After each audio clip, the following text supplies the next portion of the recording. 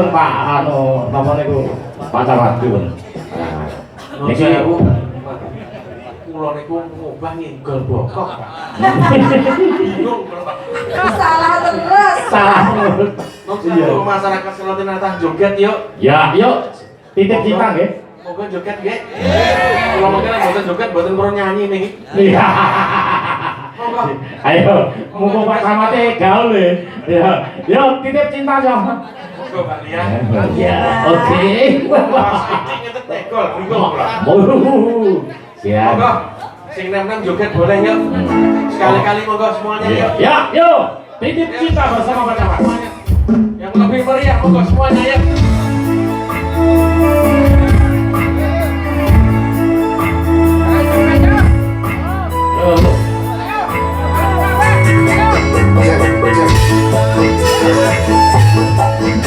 Asik.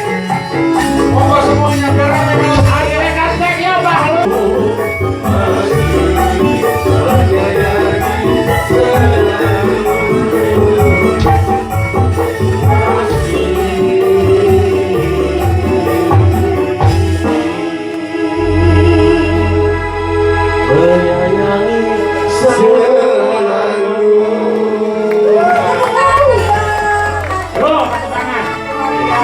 Satu lagu dibagi satu lagu sampai hari ini masih itu saja.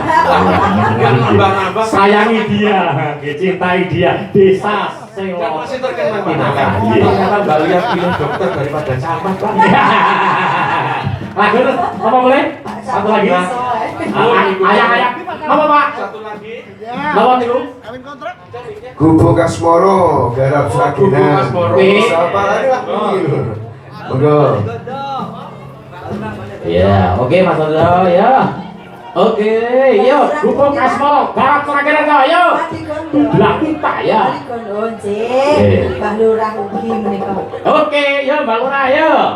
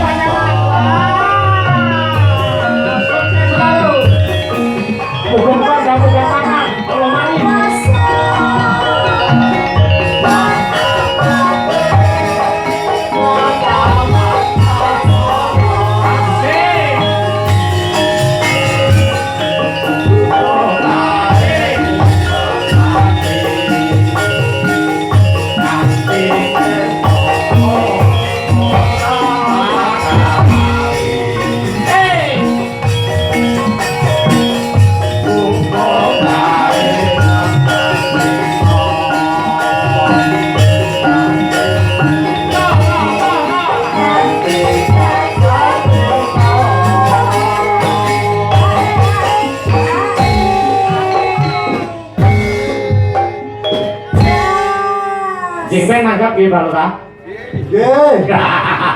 Jan, Mbah Lurah menumpuk Bukan tapi usah khawatir Pak boyo. Maupun kau sanjani. Nggih. Niki sak Ngariboyo Nggih. itu desa mandiri kabeh. Nggih. Padahal kula mlebet mriki desa mandiri namung setunggal Nggih. Jayapurna. Saiki 12 desa. Ya, betul. Itu sampun mandiri sedaya Nggih. nggih anggarane miliaran kabeh. Lah, oh ditanjak nih, digunak nih. Nggih, Iki budaya. Nggih nyuwun Pak Dalang. Nggih. Menika kagem syukuran menika Pak Camat Becah tanggap linggih piyambak. Kok beri contoh dulu aja Bang. Nggih ngaten. Gimana Mas? Ya ngeten, saiki gede kula. Nggih, nggih nun sewu Pak Dewan. Kecamatan iku anggare namung 300 juta. Nah, Apa-apa kabeh gitu. Nek kula kudu nanggap wayang, nuwun ditambahi Pak Dewan. nggih. Tenang mawon. Anggaran dipisih nggih. Pon, pokoknya poker tuh blek-blek wonten Ngariboyo. Desanya 12 bisa mandiri. Penurunan per desa. Sakepan ya. Nggih. Tanggapkan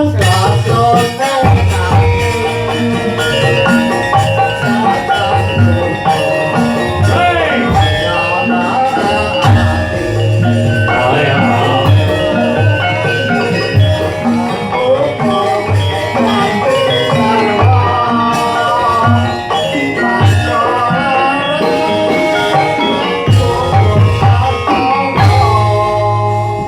Terima kasih. Sedulur, sedulur, sedulur. Masyarakat Celotinata mana suaranya? Hei.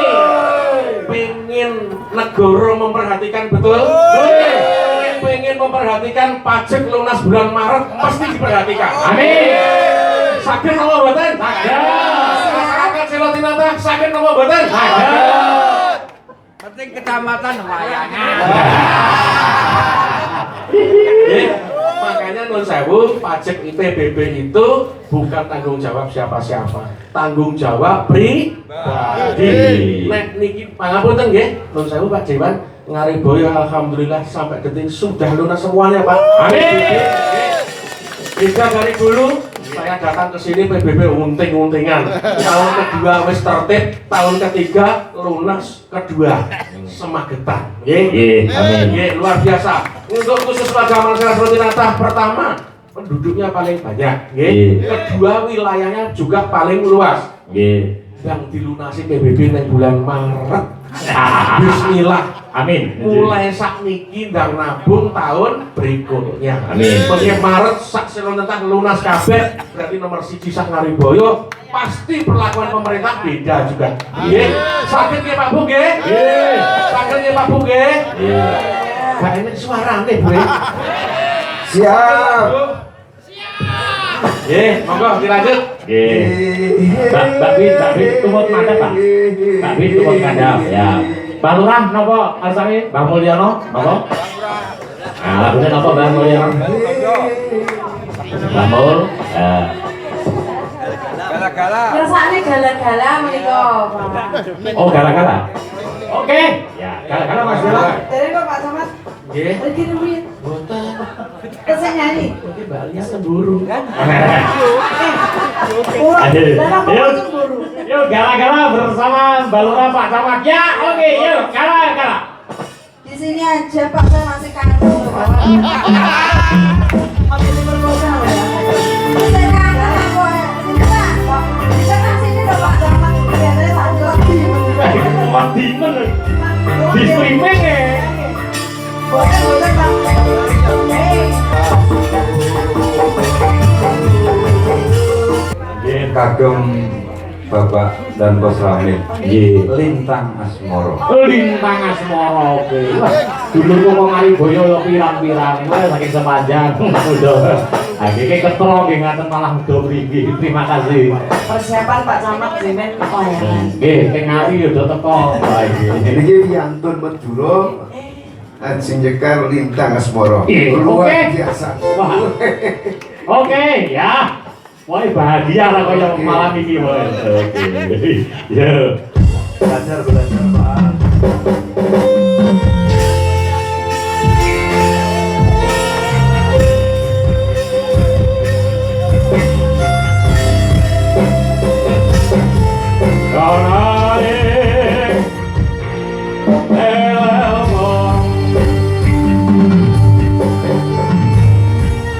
Awas, amalannya melu.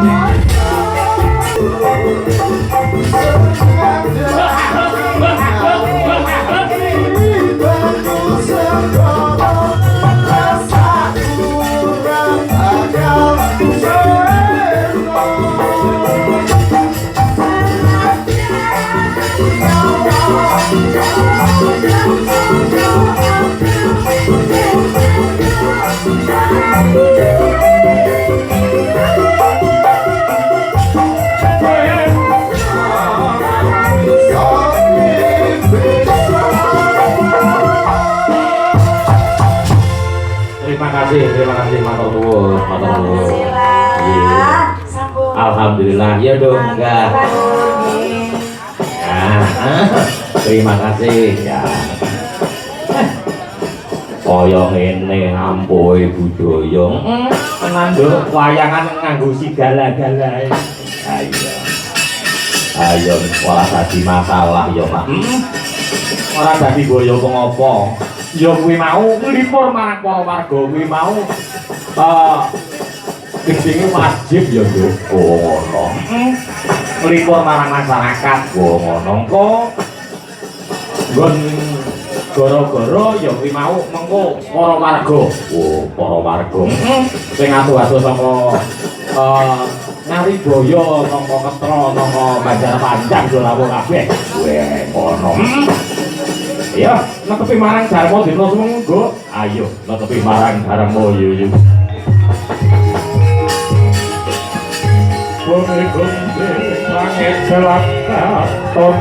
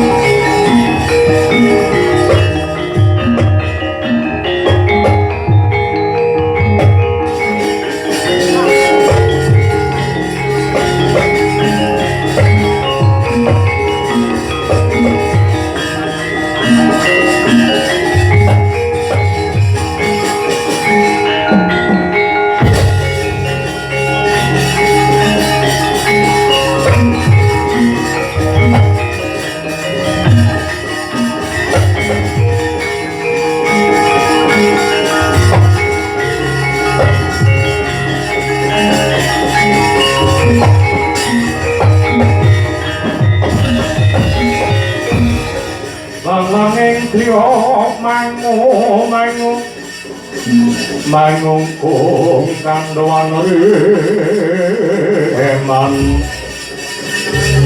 leleno tanpa kanin wah yen antuk tutup hamenggo tanjak utomo mangkono tang seno ngarep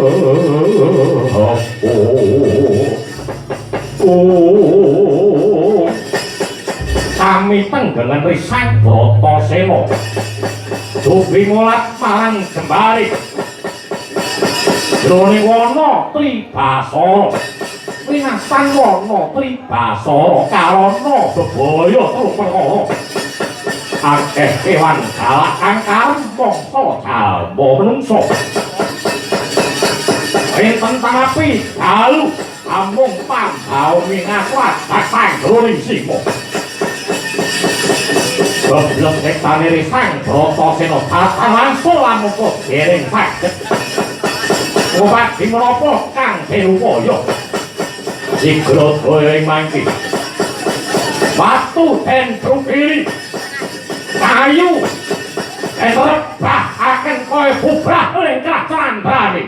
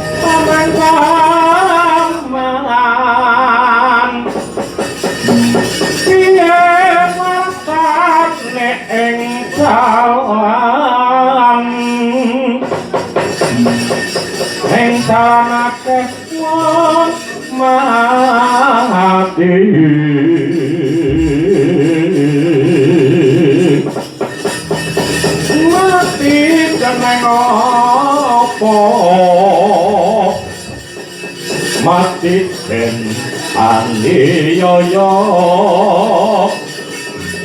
susuk kunting troseng pikir sopanyo ilang makanyo terus linting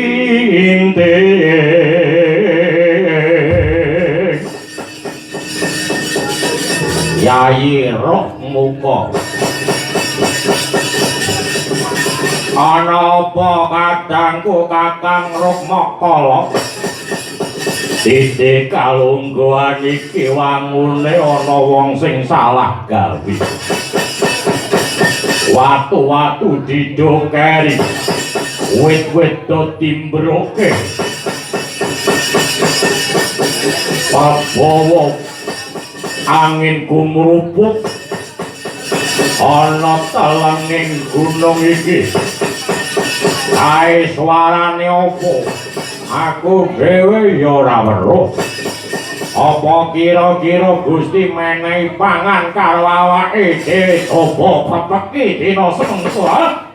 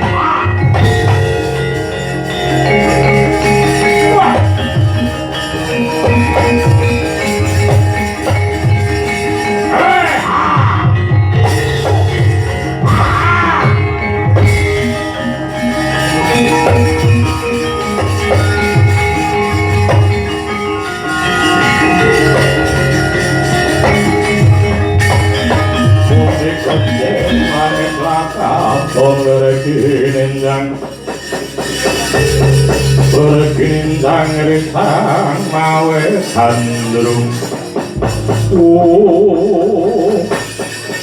wangune dewa ngudunke pangan wong kuning musuh iki dewa awake dhewe ngerti sajake yen to wis pirang-pirang dina ora tau mangan ya Kang celeng-celeng ya wis entek manuk-manuk entek dibedhili wangune dewa pesake karo awake dhewe ketitik kirim pangan Kang iya engko sing mangan aku sik apa kowe sik aku sik kowe nak mangan suwi ora wis-wis no awit tenong tanah aku sik enom kowe sing tuwa kalau tak pangane sik ya Kang aja aku sik ae ditakoni dhisik yen ora ditakoni mengko ndak mesake wis bar dipangan ora ngerti jenenge lak ya piye takoni wae Kang omahe ngendi jenenge sapa statuse piye gelem ora dipangan nak gelem pira ngono Kang ate nyang-nyangan ayo ora masalah to Kang awake dhewe tuku kono ana sing adol wah iya suarane gemleker nganti kaya gluduk marang aku sapa kowe nak omongan sing lirih wae lho aja banter-banter lho Kang yo iya kowe gak nyemplung nang mik iya iki ana wujuding buta loro ngajak barang lakuku Gus tak takoni sapa kowe panenggapan Raden Bima Sena Raden Bimoseno yo Bratasena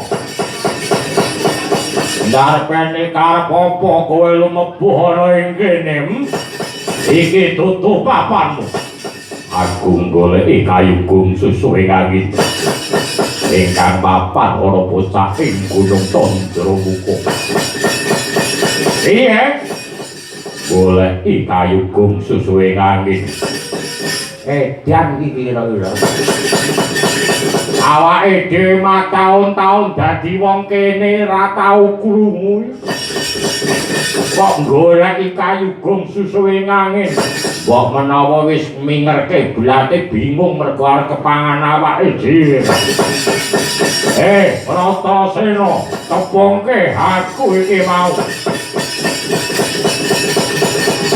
sing ngreksa alas kene yen kowe sing ngreksa alas kene arep opo kowe goleki kayu gung susu ing angin kowe ngerti ora papan dununge ana ndi ana waduk kowe arane aku mlebu piye kowe manut tak pangan coba no yen kowe tak pangan gak obah ya to mlebu ning wadukku kene lagi pok goleki kayu gung susu ing angin yen to pancen kaya mangkono to wadukmu yen ora ono tak bedhahi dina semengko parak ngerti karo aku ora kena diapusi kan arep kaya ngopo kowe iwak kecemplung wowo dina iki kudu mati saka tanganku kowe bisa mateni aku warga kinae ayu dina iki wah okot getihmu alon-alon kowe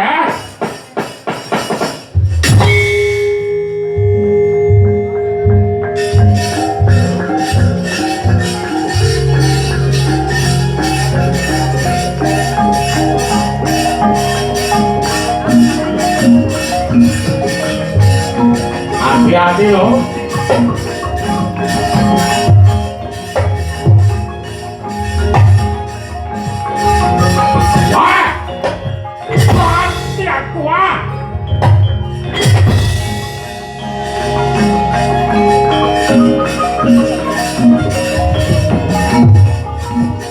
wah